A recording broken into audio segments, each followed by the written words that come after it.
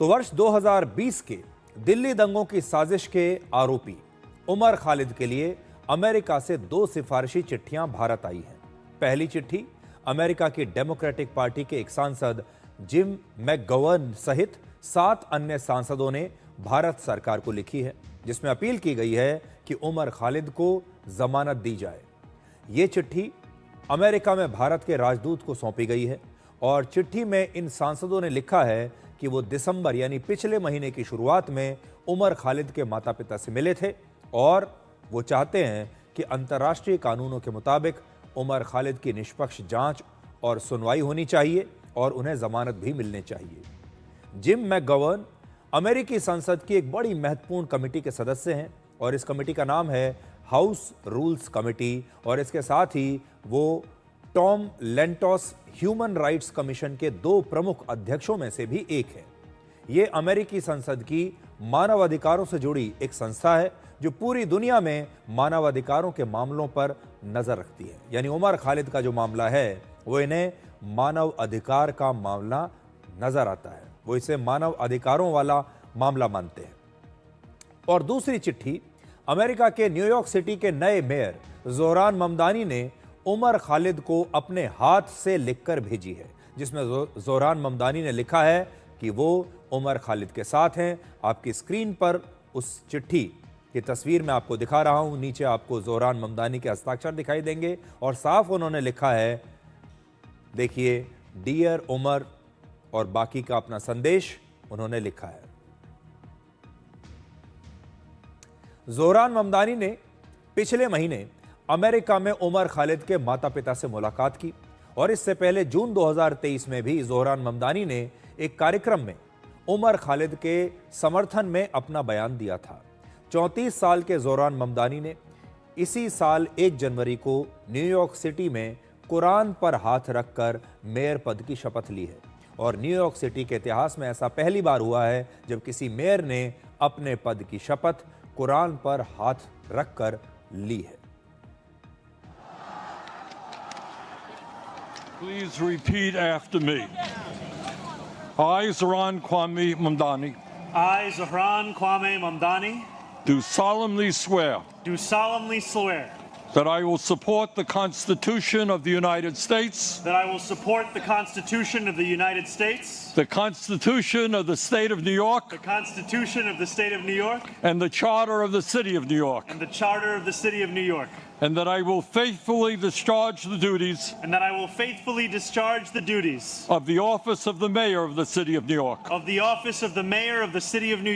according to the best of my ability. So help me God. So help me God.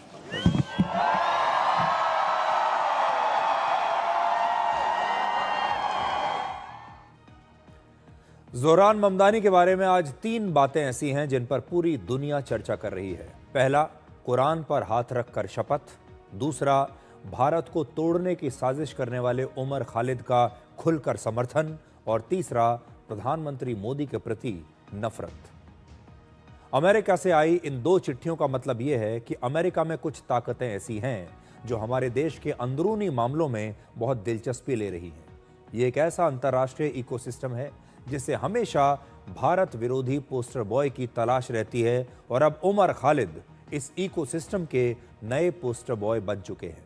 इस ecosystem की वजह से ही America में Zohran Mamdani से उमर खालिद के माता पिता की मुलाकात हुई और फिर जोहरान ममदानी ने ही अमेरिका के इन 8 सांसदों से उमर खालिद के माता पिता की मुलाकात करवाई। दिल्ली से अमेरिका की राजधानी वॉशिंगटन डीसी की दूरी करीब 12,000 किलोमीटर है और इतनी दूर जाकर कोई भी आदमी सीधे अमेरिका के इन सांसदों या फिर न्यूयॉर्क सिटी के मेयर बनने वाले जोहरान ममदानी से ऐसे सीधे मुलाकात नहीं कर सकता। आज उमर खालिद के पिता ने खुद ही ये बात बताई है कि जोहरान ममदानी ने कैसे अमेरिका के सांसदों से उनकी मुलाकात करवाने में मदद की। 9 तारीख को न्यूयॉर्क में मेरी जोहरान ममदानी से मुलाकात हुई। मैं और मेरी वाइफ वहाँ गए हुए थे। 25 मिनट तक हमारी मुलाकात रही है। बहुत अच्छी गुफ्तगू रही और उन्होंने जाते हुए ये भी कहा कि मैं उमर के बारे में, उमर के नाम से एक लेटर देना चाहता हूँ, कुछ लाइनें लिख के देना चाहता हूँ। तो उन्होंने अपनी हैंड राइटिंग में कागज़ के ऊपर लिख कर दिया। तो उन्होंने कंसर्न का इजहार किया कि भाई एक नौजवान होनहार तालिब इल्म जिसने कई अहम इश्यूज उठाए हैं, देश के बड़े बड़े इश्यूज के ऊपर सवालात खड़े किए हैं, तो ऐसे आदमी को 5 साल से ज़्यादा अरसे तक जेल में रखना, ट्रायल का शुरू ना होना और उसके साथ साथ जो है बेल का ना मिलना, ये हमारे लिए बड़ा अफसोसनाक वाक़या है। और इसके सिलसिले में हमें बड़ा यानी चिंता होती है कि भाई कैसे इसको बाहर आना चाहिए, हम क्या कर सकते हैं। मैंने कहा भाई आप दुआ कीजिए और अपने सत्ता से जो भी आप कर सकते हैं करिए, मतलब ये कि तो उन्होंने कहा मैं जो भी हो सकता है मैं करूँगा। और उन्होंने हमको ये मशवरा दिया कि आप यहाँ आए हैं तो अगर आपकी कुछ मुलाकात यहाँ कांग्रेसमैन से हो जाए, डेमोक्रेटिक पार्टी के कुछ कांग्रेसमैन से उनसे मुलाकात करें आप, तो मैं उसमें सहायता कर सकता हूँ। तो हम लोग इसी प्रोग्राम के तहत में DC गए थे, वाशिंगटन DC। वहाँ मुलाकात हुई, 2 कांग्रेसमैन से मुलाकात हुई, 2 सेनेटर से मुलाकात हुई। अब अभी जिन्हें आपने सुना ये उमर खालिद के पिता हैं और ये खुद भी एक राजनीतिक व्यक्ति हैं जो अपनी एक विचारधारा रखते हैं और ये all India Muslim personal law board के प्रवक्ता भी हैं और उसके सदस्य भी हैं। और पहले उमर खालिद के पिता students Islamic movement of India यानी सिमी के सदस्य भी रह चुके हैं और देश विरोधी गतिविधियों में शामिल होने की वजह से सिमी पर भारत में वर्ष 2001 से अब तक प्रतिबंध लगा हुआ है। हालांकि उमर खालिद के पिता का कहना है कि प्रतिबंध लगने से पहले ही उन्होंने सिमी को छोड़ दिया था। जोरान ममदानी का ऐसे लोगों से मिलना, उनकी मदद और समर्थन करना उनकी सांप्रदायिक और भारत विरोधी सोच को दर्शाता है। वो खुद भी कई सार्वजनिक मंचों से प्रधानमंत्री मोदी का विरोध कर चुके हैं, उनके बारे में आपत्तिजनक बयान दे चुके हैं। ये लोग अक्सर भारत पर आरोप लगाते हैं कि भारत धर्मनिरपेक्ष देश नहीं है, भारत में अल्पसंख्यक खतरे में है, भारत में लोकतंत्र खतरे में आ रहा है। लेकिन ये खुद ही एक खास धर्म, एक खास विचारधारा और एक खास सोच के लोगों को खुलकर समर्थन देते हैं। और जिस उमर खालिद के लिए अमेरिका से ये सिफारिशी चिट्ठियां आ रही हैं, वो दिल्ली की जवाहरलाल नेहरू यूनिवर्सिटी का एक पूर्व छात्र है।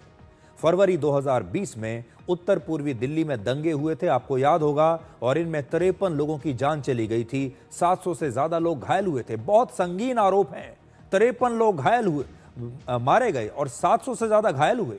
और इन दंगों की साजिश के आरोप में सितंबर 2020 में इस उमर खालिद को गिरफ्तार किया गया था और तब से वो लगातार जेल में है। 38 वर्ष के उमर खालिद के खिलाफ दिल्ली दंगों की साजिश के मामले में चार्जशीट दाखिल हो चुकी है। उमर खालिद पर देशद्रोह, दंगों का षड्यंत्र करना, हत्या और हत्या की कोशिश, सांप्रदायिक तनाव फैलाने और आतंकी गतिविधियों के लिए पैसा इकट्ठा करने के बहुत ही गंभीर आरोप हैं। किसी भी देश में ये आरोप बहुत गंभीर माने जाएंगे। उमर खालिद पर UAPA के तहत केस दर्ज किया गया, जिसमें कम से कम 5 साल और ज्यादा से ज्यादा फांसी की सजा भी हो सकती है। पिछले महीने उमर खालिद को अपनी बहन की शादी में शामिल होने के लिए 14 दिनों की जमानत दी गई थी। इससे पहले वर्ष 2024 और फिर 2022 में भी उमर खालिद को 7-7 दिनों की जमानत मिली थी, यानी अब तक उसे 3 बार जमानत मिल चुकी है। लेकिन अमेरिका के ये 8 सांसद अपने पत्र में कह रहे हैं कि उमर खालिद को 5 वर्षों से बिना जमानत के हिरासत में रखा गया है। हालांकि जेल में बंद उमर खालिद को पिछले वर्ष सितंबर में दिल्ली हाई कोर्ट ने भी जमानत देने से इनकार कर दिया था। पिछले 5 वर्षों में उमर खालिद की जमानत याचिकाएं कई बार खारिज हुई हैं और दिसंबर 2025 में सुप्रीम कोर्ट ने इस मामले में अपना फैसला सुरक्षित रख लिया था। उमर खालिद का जो मामला है भारत की सुप्रीम कोर्ट में इस समय चल रहा है, वहां पर लंबित है। और अगर उस केस में जरा भी मेरिट होती, अगर वो जरा भी जमानत का हकदार होता, तो सुप्रीम कोर्ट अब तक उसे जमानत दे चुका होता। लेकिन जोरान ममदानी और अमेरिका के इन सांसदों का इस प्रकार का बयान देना हमारी स्वतंत्र न्याय प्रणाली और सुप्रीम कोर्ट को भी एक प्रकार की चुनौती देने जैसा है। इससे पहले फरवरी 2016 में उमर खालिद पर जवाहरलाल नेहरू यूनिवर्सिटी के अंदर भारत विरोधी नारेबाजी करने का आरोप लगा था और उस समय उमर खालिद और उसके साथी संसद भवन पर आतंकवादी हमले के आरोपी अफजल गुरु के पक्ष में नारेबाजी कर रहे थे। यानी भारत में एक वर्ग ऐसा है जो आतंकवादियों का खुलकर समर्थन करता है, और जब भारत सरकार इन पर कार्रवाई करती है, जब भारत का कानून इन पर अपना शिकंजा कसता है, तो अमेरिका में बैठे कुछ लोग इनका बचाव करने के लिए आगे आ जाते हैं। इस मामले को, यह देशद्रोह का मामला है, भारत को तोड़ने का मामला है, दंगे कराने का मामला है, भारत के दुश्मनों की मदद करने का मामला है, आतंकवादियों की मदद करने का मामला है। और जब इन पर भारत का कानून अपना शिकंजा कसता है, तो अमेरिका में बैठे ये लोग कहते हैं कि ये तो मानव अधिकारों का हनन हो रहा है। ऐसे लोगों की सोच की वजह से जो सैकड़ों हजारों लोग आतंकवाद का शिकार होते हैं, क्या उनके मानव अधिकार नहीं है? क्या उनके लिए कभी अमेरिका के इन सांसदों ने चिट्ठी लिखी है? हमारे देश में जो लोग संसद भवन के हमले में मारे गए, हमारे जो सुरक्षा कर्मी उस हमले में मारे गए, क्या उनके प्रति ज़ोहरान ममदानी ने कभी कोई चिट्ठी लिखी है? क्या उनके परिवारों के लिए कभी कोई चिट्ठी लिखी है? क्या इन सांसदों ने और ज़ोहरान ममदानी ने कभी कहा है कि इन परिवारों को भी न्याय मिलना चाहिए? आज पूरी दुनिया को इस चेन रिएक्शन को समझना होगा कि हम ऐसे लोगों को यहां भारत में पकड़ते हैं, उन पर कानूनी कार्रवाई करते हैं, और दर्द होता है अमेरिका में बैठे कुछ लोगों को। आज बीजेपी ने भी कहा है कि ज़ोहरान ममदानी और अमेरिका के सांसदों को भारत के अंदरूनी मामलों में दखल नहीं देना चाहिए। जो 8 लॉ मेकर्स हैं या यूएस के जो न्यूयॉर्क के मेयर हैं, मैं उनसे आग्रह करूंगा कि वो अमेरिका में रहते हैं, अमेरिका की बात करें। भारत के आंतरिक मामले, भारत के लीगल मामलों में किसी भी प्रकार का कोई हस्तक्षेप भारत सहन नहीं करेगा। हम लोकतांत्रिक देश हैं, संविधान से चलने वाले हैं जो बाबा साहब अम्बेडकर ने हमको दिया है। उस संविधान के अनुसार यहाँ पर काम होगा। आपकी चिट्ठियों से या आपके दबाव से या आपके नैरेटिव बिल्डिंग से देश में किसी भी प्रकार का काम नहीं होगा। मैं ये पूर्णतः स्पष्ट करना चाहता हूँ। तो देखिए कितनी अजीब सी बात है कि ज़ोहरान ममदानी न्यूयॉर्क शहर के मेयर हैं, लेकिन उनकी दिलचस्पी है दिल्ली में दंगे कराने के आरोपी उमर खालिद की जमानत में। उमर खालिद और इस विचारधारा के दूसरे युवाओं के लिए अक्सर एक शब्द का इस्तेमाल किया जाता है, और वो है टुकड़े टुकड़े गैंग, क्योंकि ऐसे लोग अक्सर भारत विरोधी और भारत के टुकड़े टुकड़े करने की बात करते हैं। और ऐसे व्यक्ति के साथ न्यूयॉर्क के मेयर ज़ोहरान ममदानी और अमेरिका के ये 8 लॉ मेकर्स खड़े हुए हैं। अमेरिका के जिन 8 लॉ मेकर्स ने उमर खालिद के लिए ये चिट्ठी लिखी है, उनमें से एक महिला सांसद का नाम है जैन श्कावोस्की। और सितंबर 2024 में राहुल गांधी ने भी अपने अमेरिका के दौरे में इसी सांसद से मुलाकात की थी, और खुद कांग्रेस की वेबसाइट पर इसके बारे में बताया गया है। आप अपनी स्क्रीन पर आज जो तस्वीर देख रहे हैं वो राहुल गांधी की उसी मुलाकात की है, और ये तस्वीर खुद इस महिला सांसद ने सोशल मीडिया पर शेयर की थी। इस मुलाकात की एक और तस्वीर है जिसे आज बीजेपी ने भी जारी किया है।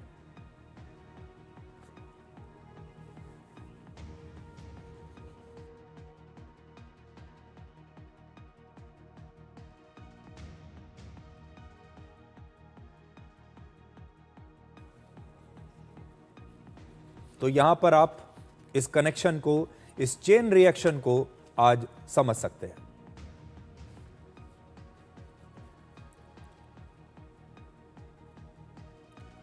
तो एक ऐसी सांसद जो राहुल गांधी से मिलती है, एक ऐसी सांसद जो उमर खालिद को जल्दी जमानत देने के बारे में चिट्ठी लिखती है।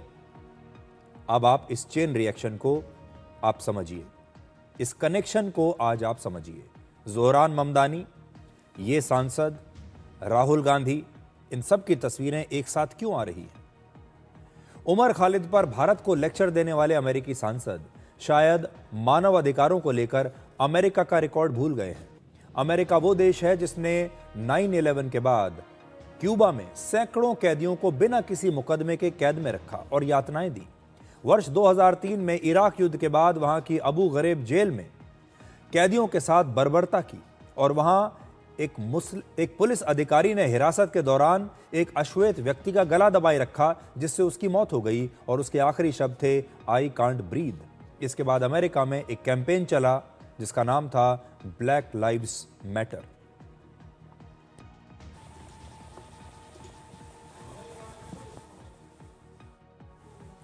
कि मानव अधिकारों का अगर हनन देखना है तो आप बांग्लादेश की तरफ देखिए, आप पाकिस्तान की तरफ देखिए। लेकिन अमेरिका बांग्लादेश के मामले में भी चुप है और पाकिस्तान के साथ तो अमेरिका आजकल बेहद दोस्ती कर रहा है। अमेरिका की सरकार और कुछ ताकतें चाहती हैं कि दुनिया भर के देशों की सरकार अस्थिर हो जाएं, डगमगाती रहें, और उनका एक मॉडल होता है कि किसी भी देश में अगर कोई सरकार विरोधी प्रदर्शन हो रहा है, कुछ अगर ऐसे लोग हैं जो सरकार को अस्थिर कर रहे हैं, जो उस देश में बगावत कर रहे हैं, तो अमेरिका जैसे देश ऐसे नेताओं को समर्थन देते हैं, क्योंकि अमेरिका की राजनीति को ये सूट करता है कि दुनिया के जो बड़े बड़े देश हैं वो अस्थिर रहें, वहाँ पर कोई ना कोई परेशानी होती रहे। ये अमेरिका का एक बिजनेस मॉडल है। और भारत तो दुनिया का सबसे बड़ा लोकतंत्र है। अगर भारत में किसी भी प्रकार की जरा सी भी अस्थिरता की एक लहर भी आती है तो अमेरिका के कुछ लोग तुरंत सक्रिय हो जाते हैं, और इसीलिए वो भारत में उमर खालिद जैसे लोगों को बढ़ावा देते हैं, उन्हें अपना समर्थन देते हैं, और कभी फ्रीडम ऑफ स्पीच के नाम पर और कभी लोकतंत्र के नाम पर वो अपना समर्थन अलग अलग देश में बगावत कर रहे नेताओं को देते हैं। और इसीलिए अब अमेरिका ईरान में भी जो बगावत चल रही है उसे बढ़ावा दे रहा है।